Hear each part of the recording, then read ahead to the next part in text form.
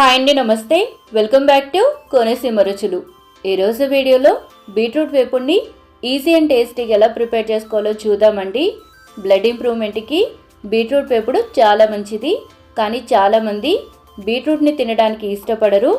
Beetroot వేపుడిని ఈ స్టైల్లో కనుక చేస్తే బీట్రూట్ని ఇష్టపడని వారు కూడా ఇష్టంగా తినేస్తారండి. మరి ఇంకా లేట్ చేయకుండా బీట్రూట్ వేపుడిని అందరికీ నచ్చేలాగా ఈజీ ప్రాసెస్లో టేస్టీగా ఎలా ప్రిపేర్ చేసుకోవాలో క్విక్గా చూసేద్దాం పదండి. బీట్రూట్ వేపుడిని తయారు చేసుకోవడం కోసం ముందుగా ఒక మిక్సీ జార్లోకి పొట్టుతో సహా ఒక 10 వెల్లుల్లి రెబ్బలు, 1/2 టేబుల్ స్పూన్ జీలకర్ర, 1 టేబుల్ స్పూన్ వరకు ఎండు కొబ్బరి ముక్కలు లేదా ఎండు కొబ్బరిని కూడా వేసుకోవచ్చు. అందులోని 1.5 టేబుల్ స్పూన్ల వరకు కారం కూడా వేసుకొని ఇలా కోర్స్గా గ్రైండ్ చేసుకొని పక్కన పెట్టుకోండి.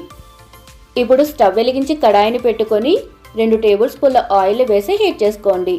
అందులోని 1/2 టేబుల్ స్పూన్ వరకు జీలకర్ర, 4 పచ్చిమిర్చి, 1 రెబ్బ కరివేపాకును కూడా వేసి కలుపుతూ వేయించండి. అవి కాస్త వేగాక 1/2 కేజీ బీట్రూట్ని తీసుకొని పైన చెక్కుని తీసేసి ఇలా సన్నగా ముక్కల కింద తరిగి వేసుకోవాలి. అందులోని 1/2 టేబుల్ స్పూన్ వరకు పసుపును కూడా వేసుకొని ఒకసారి కలుపుకొని మూతతో కవర్ చేస్తూ మధ్య మధ్యలో కలుపుతూ మీడియం ఫ్లేమ్ మీద బీట్రూట్ ముక్కల్ని వేయించుకోవాలి. బీట్రూట్ ఇలా 70% వరకు వేగాక ఇప్పుడు అందులో రుచికి సరిపడ ఉప్పును కూడా వేసి మరొకసారి బాగా కలుపుకొని మీడియం ఫ్లేమ్ మీదే బీట్రూట్ ముక్కలు ఇలా బాగా ఫ్రై అయ్యేంత వరకు వేయించుకోండి.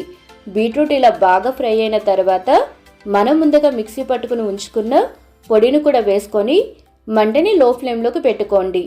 అందులోని 1 రెబ్బ కరివేపాకును కూడా వేసి లో ఫ్లేమ్ మీద 1 నిమిషం పాటు వేయించి స్టవ్ ఆఫ్ చేసేయండి. ఈ స్టైల్లో బీట్రూట్ వేపుడిని చేస్తే కమ్మగా చాలా బాగుంటుందండి. మరి మీరు కూడా బీట్రూట్ వేపుడిని ఈ స్టైల్లో ఒకసారి ట్రై చేసి మీ విలువైన ఫీడ్బ్యాక్ని నాతో షేర్ చేసుకోండి. వీడియో కనుక మీకు నచ్చితే తప్పకుండా లైక్ చేసి మీ ఫ్యామిలీ అండ్ ఫ్రెండ్స్కి షేర్ చేయండి. ఇలాంటి మరిన్ని ఈజీ అండ్ టేస్టీ రెసిపీస్ కోసం మన కోనసీమ రుచుల్ని సబ్స్క్రైబ్ చేసుకోండి. Thank you for watching.